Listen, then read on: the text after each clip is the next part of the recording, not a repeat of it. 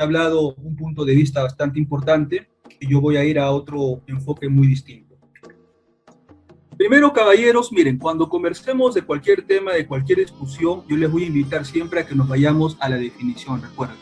No podemos hablar de ningún tema si no definimos primeramente el concepto de lo que vamos a hablar. Una vez que definamos el concepto, vamos a ir armando poco a poco el marco teórico y vamos a ver la evolución que se va a dar en este concepto. Entonces, la palabra Metatrón, caballeros, es una expresión judía que proviene de la palabra latina metator, ya esa va a ser la raíz.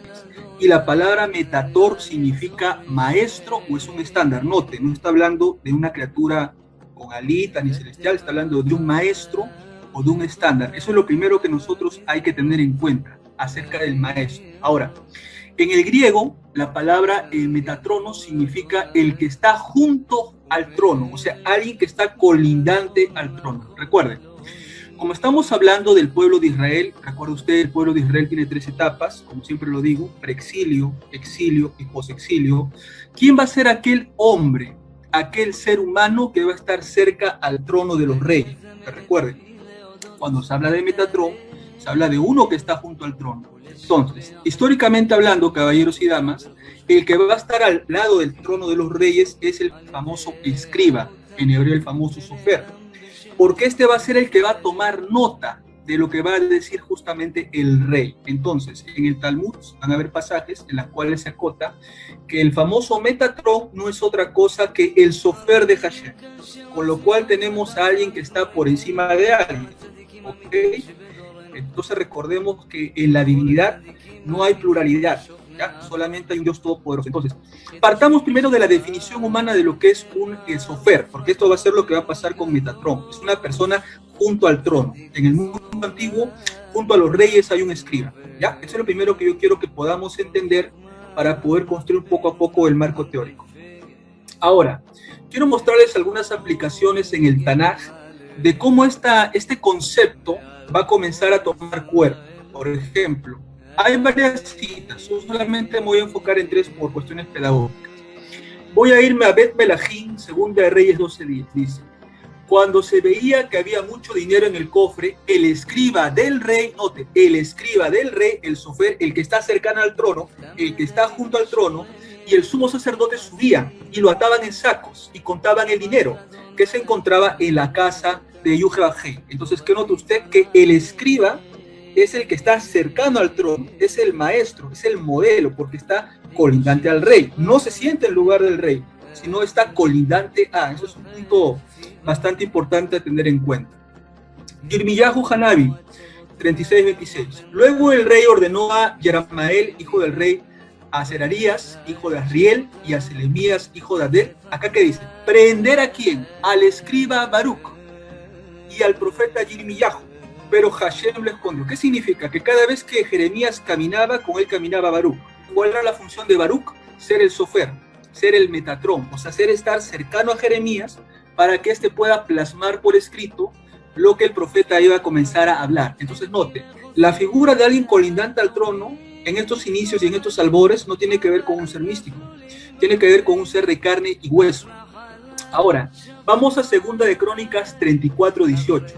El escriba Safán informó también al rey diciendo: el sacerdote Gilcías me ha dado un libro, y Safán leyó de él en la presencia del rey. Entonces, note otra vez, habla de un escriba, de una persona importante que está junto al rey, pero que no es el rey, ojo, que no es el rey, es alguien cercano, es un delegado, como diría el doctor Dan Ben Abraham, el concepto de agencia divina, ¿ya? O sea que hay un representante que Yuhebajé va a enviar. Entonces, noten, caballeros, vamos a construir el escenario para poder entrar a este tema que es bastante complejo.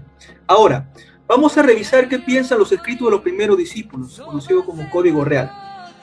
Toldot Yeshua, Mateo 26:21 dice: desde entonces el rey Yeshua comenzó a declarar a sus discípulos que iba a ir a Jerusalén y a sufrir muchas cosas de parte de los ancianos, Saquenim, de los principales Kohanim y de los Sofrim, de los escribas. ¿Por qué razón? Porque los escribas eran consejeros también que trabajaban en el templo y era gente muy influente dentro de las élites del poder de Jerusalén. Entonces note que los escritos de los primeros discípulos, la presencia de los soferín, quienes serían una suerte de metatrones, para que usted lo tenga claro, porque están junto a, colindante a, como la figura de un maestro, va a ser interesante. Meir, Marcos 14:1. Faltaban 2 días para la Pesaj y para la fiesta de los panes sin levadura, y los principales Kohanim y los Sofrim buscaban cómo prenderle con engaño y asesinar al Mesías. Entonces, nota otra vez dentro del testimonio de la comunidad marcana, se hace énfasis en el poder, en la esencia que tenían los Sofrim. Y cómo estos Sofrim van a ser los que van a estar cerca al trono, en este caso, al trono del Kohen Hagadol. Ya, importante eso. Ahora, en el libro de Meir 12, 38-39 dice, y en sus enseñanzas le decía, cuidaos de los Sofrim, o sea, de los metatrones, a quienes les gusta andar con vestiduras largas, llaman los saludos respetuosos en plazas, los primeros asientos en las sinagogas y los lugares de honor en los banquetes. Bien, señores, si hemos prestado atención, estamos partiendo de la definición de lo que es alguien cercano al trono, y cómo ese alguien cercano al trono va a pasar de la monarquía, como hemos visto en el Tanaj, a ser una figura pública en la época del maestro. Entonces, partiendo de la definición, ya sabemos que un metatrón, o alguien cercano al trono, no tiene por qué ser un elemento divino. ¿Ya? Todavía no. Vamos a ver cómo va a dar ese proceso de evolución. Ahora, quiero que analicemos, señores, algunas controversias que a veces les juega una mala pasada a nuestros hermanos cristianos, a los amigos mesiánicos, que con la mejor intención, quiero yo creer, con el mejor corazón, intentan entender una literatura que tiene 4 métodos de interpretación, que no es tan sencillo de coger. Entonces vamos a ver las controversias. Quiero invitarlos a ver primeramente este pasaje. Vámonos a la primera premisa. Algunos comentaristas han sostenido que Metatrón es el pequeño Dios menor, o sea, cuyo trono está al lado del gran Dios. Bien, el problema que tenemos acá, chicos, es cuando ven la palabra Elohim en hebreo, o Zeus en griego.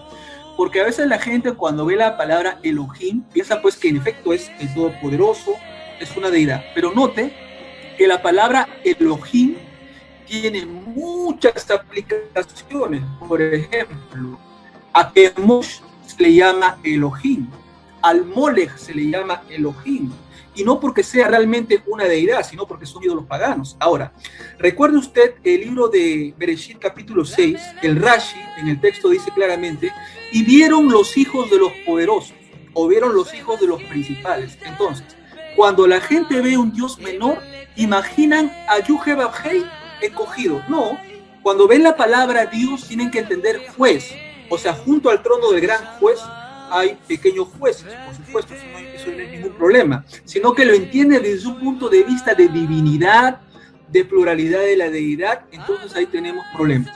Para que el tema quede más claro, yo les invito a irse a Shemot 7:1. ¿Y qué le dice el Eterno a Moisés? Haz al rey de Egipto, no dije faraón, porque recuerden, en la egiptología el faraón no es el faraón, es una entidad del Estado, por eso le digo rey de Egipto, le dice al rey de Egipto, tú serás para él el rey de Egipto Elohim, y no significa que Moisés era o un Yuhebajé chiquitito, un Yuhi encarnado, un Yuhebajé que ha rotado su alma, sino se trata de un juez, de alguien importante en autoridad.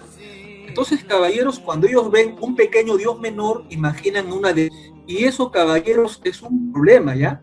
Es un problema porque evitamos pensar que una palabra en hebreo puede tener diferentes connotaciones y, lógicamente, el pueblo sabe que hay un solo Dios. O sea, la fe del pueblo judío se basa en los 13 principios del Rambam, en la cual Dios no se puede hacer carne. Entonces, los que guardan el judaísmo saben muy bien que el Eterno no se puede hacer carne, de acuerdo a los 13 principios de la fe de Maimónides. Entonces, el problema yo veo acá es que cuando ven pequeño Dios, malentienden como la figura de la Santísima Trinidad, pensando en un Dios pequeñito. Y no, cuando la palabra Seos o Elohim solamente connota a una figura de juez con autoridad y nada más que eso.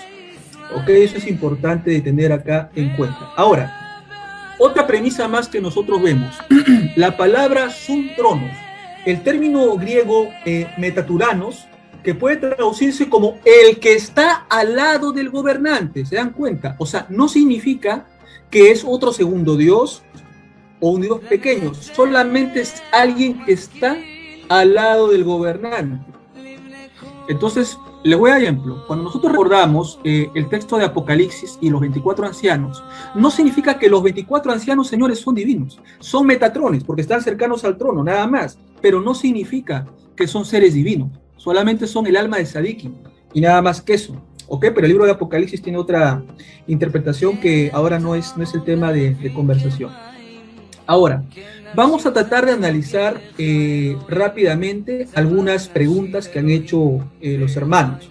La primera dice, según ciertas fuentes judías, Enoc es Metatrón. Bien, diremos nosotros, señores, voy a un ratito dejar de compartir y voy a poner la pizarra electrónica, ¿ok? Para poder un poco explicar eso, porque yo sé que hay muchos hermanos nuevos que nos están mirando, que no conocen el concepto y hay que nosotros comenzar a bajar al llano. Bien, para ello primero, señores, quiero graficar lo siguiente. Recuerden ustedes que el pueblo de Israel se maneja, señores, en 3 periodos de tiempo, ¿ya? Vamos a poner por acá, en el periodo pre-exílico, después en el periodo exílico, y después en el periodo post-exílico. Ahora, cuando nosotros estamos hablando, señores, del tema del Metatrón, sin duda alguna estamos viendo el tema de lo que es la angeleología. O sea, el tópico general sería en todo caso la angeleología, ¿ya? Ahora, si nosotros nos ponemos a pensar, caballeros y damas, para hablar de Metatrón, en la época preexílica se entendía justamente que los ángeles, por así decirlo, los malajim, solamente son seres humanos y nada más. Ejemplos de ello tiene usted los que aparecieron a Abraham, ya tiene usted el caso de Abraham, ¿ok? El caso de Lot, no tenían alas. El caso de la mamá de Sansón, porque el que aparece ante la mamá de Sansón no tiene alas. Entonces, note usted que en el preexilio hablamos exactamente de seres humanos, no hablamos de seres metafísicos. Ahora, cuando hablamos del exilio, señores, tenemos que entender que el pueblo estaba cautivo en un imperio llamado Babilonia, que tenía como dios al famoso Marduk, y ahí tenía su famoso panteón de dioses. Ahora, cuando el pueblo babilónico es conquistado por Persia, va a venir vamos a decir así, la religión zoroastriana, la cual va a plantear justamente, señores, que van a existir una suerte de seres del bien y seres del mal, una suerte de ángeles, ángeles del bien y ángeles del mal. Acá es donde van a hacer el concepto de los demonios y la famosa caída, tema que es de otra conversación. Entonces, ¿qué quiero decir? En el periodo exílico ya se puede ver a los ángeles con alas, ¿ok? A los ángeles con nombre. Por eso usted ve en el libro de Daniel justamente que aparece la figura de Miguel y la figura de Gabriel. Note que antes del exilio los ángeles no tenían ningún nombre. Entonces, señores, esto también es importante nosotros de considerar. Ahora, nos interesa el periodo post-exílico, porque en el periodo post-exílico, señores, va a haber la influencia de 2 imperios, la Magna Grecia y el famoso Imperio Romano.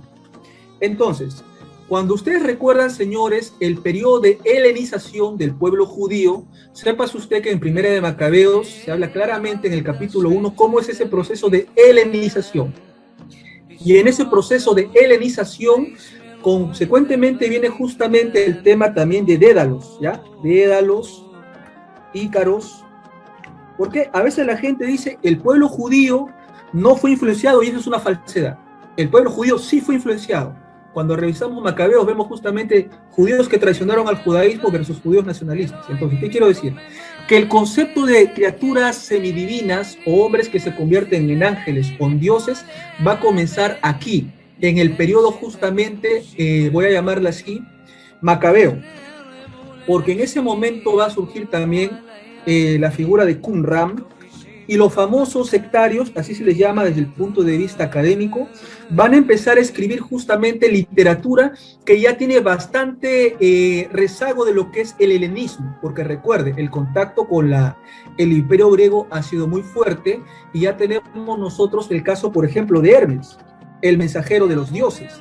¿Ok? Entonces ya empezamos a notar figuras humanoides, figuras semiangelicales, figuras divinas, el caso, por ejemplo, de Hércules, un hijo de un 100% Dios y un 100% hombre, y cómo se convierte en una criatura divina. Entonces, ¿qué quiero decir, señores?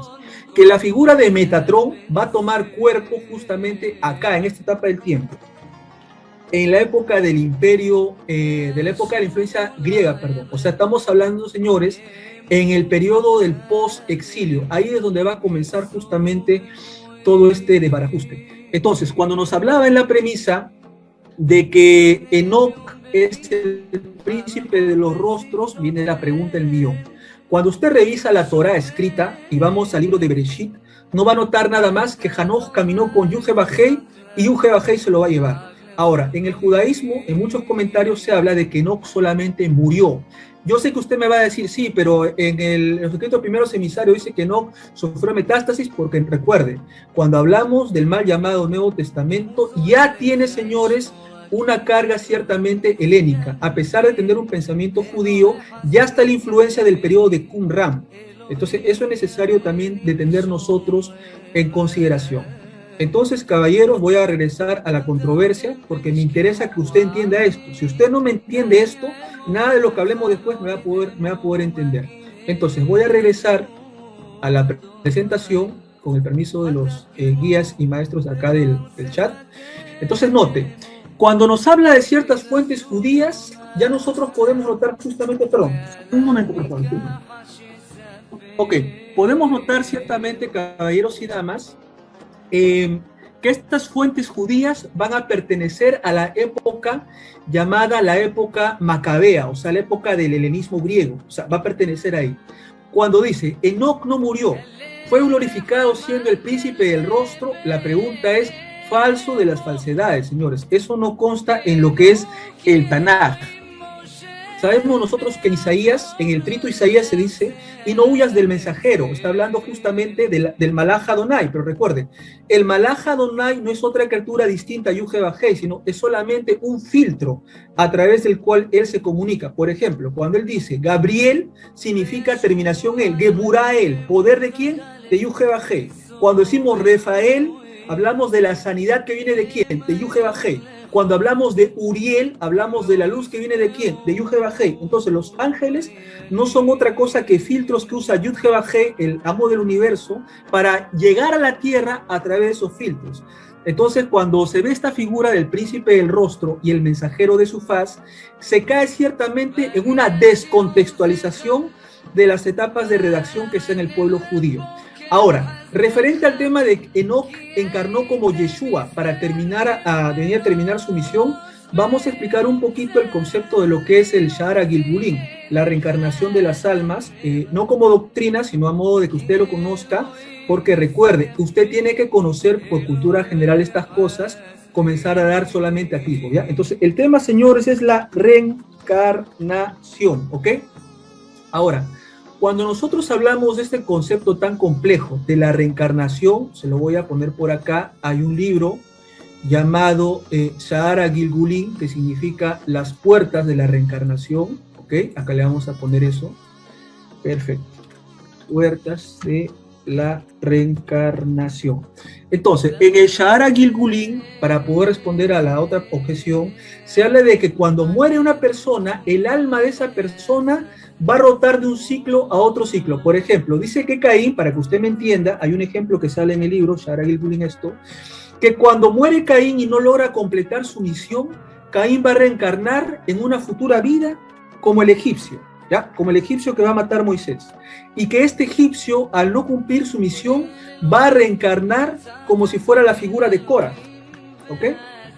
Y que Korah, al morir y no cumplir su misión, va a reencarnar así hasta llegar al nombre de un rabino famoso que en este momento se me está escapando el nombre. Entonces, la Sha'ar Gilgulin, reencarnación de las almas, plantea que una persona se muere y al no cumplir su misión va a reencarnar en otro cuerpo, y al no cumplir su misión va a reencarnar en otro cuerpo y la rueda va a seguir rotando de esa manera. Entonces, recuerde, el concepto de la reencarnación de las almas no lo enseñó el rabino Yeshua de Nazaret. Recuerda justamente que en Carta a los Hebreos se comenta que el hombre muere solamente una vez y después de esto vino, ¿qué cosa? Juicio. Ahora, cuando Yeshua muere, señores, él no reencarnó en otra ser, en otra esencia, porque si Yeshua hubiera reencarnado, daríamos por válida la doctrina, pero como Yeshua no habló de la reencarnación, ni tampoco sus estudiantes, nosotros no le podemos meter esta doctrina justamente a las enseñanzas de los primeros discípulos. Ahora, viene la pregunta, entonces Harold, ¿cómo podemos nosotros entender este concepto de Shara Gilgulí? Yo les digo así, lo siguiente, entiéndalo solamente como etapas de la vida. Por ejemplo, niñez, ¿ok? Niñez, ya, ok, va una. Adolescencia, perfecto. Adultez, ya, ¿qué significa? Que yo estoy llevando el concepto no a vidas pasadas, sino solamente etapas en la vida de un ser humano, con lo cual ya no estoy yo violando la orden del maestro, no estoy metiendo una doctrina, solamente le pongo como etapas. Uno puede decir, en mi vida vieja, antes de conocer el camino de la Torá, era un borracho, claro, porque no conocía el camino de Hashem, por decir. Pero se da cuenta, ya no lo llevo yo a almas que se mueren y que entran en otro cuerpo, solamente lo llevo a lo que son etapas en la vida de una persona, infancia, adultez, ancianidad, y se acabó.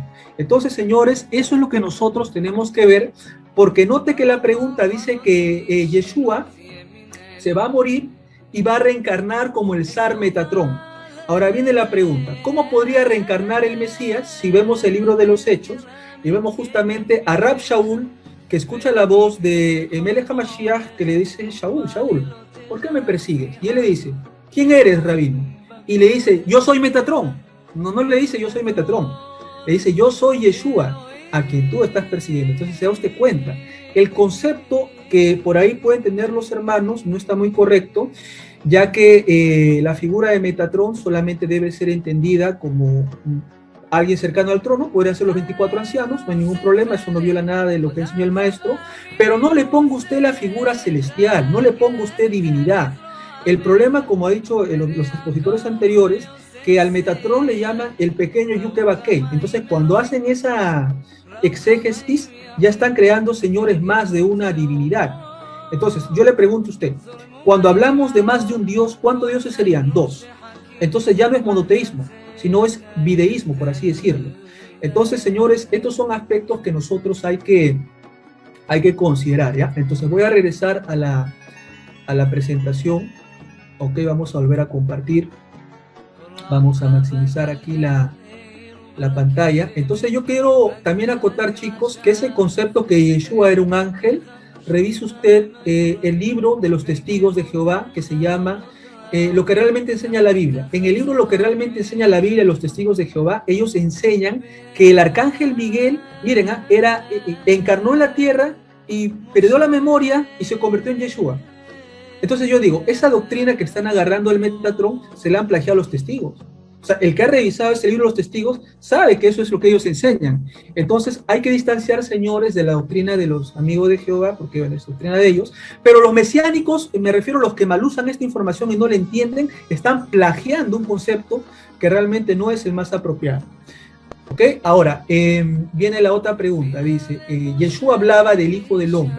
Nunca dijo serlo, podría ser Metatrón, descartado. Para ver eso, vámonos al libro de Mateo, con dos Yeshua, capítulo 12, se va usted a Mateo capítulo 12, y vaya usted al verso 40, se la voy a leer, para que usted la vea, dice así, porque de la misma manera que Yoná estuvo en el vientre del cetáceo 3 días y 3 noches, así también el Ben-Hadam estará en el seno de la tierra 3 días y 3 noches. Entonces, la palabra, señores, Ben-Hadam, no se puede traducir solamente como el Hijo del Hombre, porque la palabra Adam es plural y significa multiplicidad. Entonces, ¿qué significaría Ben-Hadam? Los hijos de la humanidad. Entonces, con lo cual, cuando nosotros hablamos de los hijos de la humanidad o el Hijo del Hombre, es solamente un título que está usando Rabbi Yeshua. Entonces, ahí nada tiene que ver Enoch y mucho menos tiene que ver